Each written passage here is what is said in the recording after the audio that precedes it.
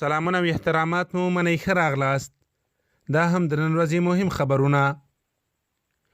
مصر ورځپاڼې په خپل یو تازه مطلب کې لیکلي د طالب بندیانو نه خوشي کول د جګړې د اوږدېدو لامل ګرځېدلی.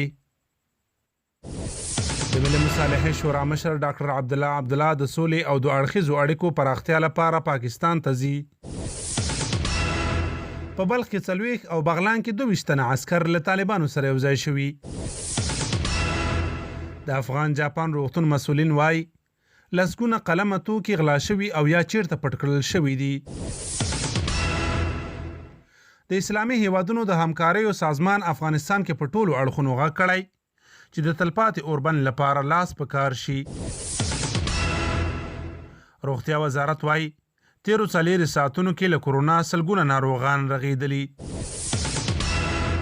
ولسمشرۍ ماڼۍ د کابینې له نوې پریکړې خبر ورکړی چې د 14 ولایاتو لپاره به ښځې مرستیالې والیانې وټاکل شي.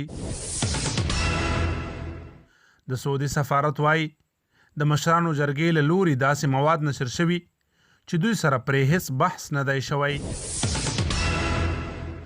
امریکا کې په یو وسلوال برید کې 12 تنه ټپیان شوي. د عراق په بغداد کې په هوایي ډګر راکېټې بریدونه شوي. تورپوستي سندرغاړي کانیا ویست د امریکا ولسمشرۍ لپاره خپل نماینده اعلان کړه. د خبرونو پای.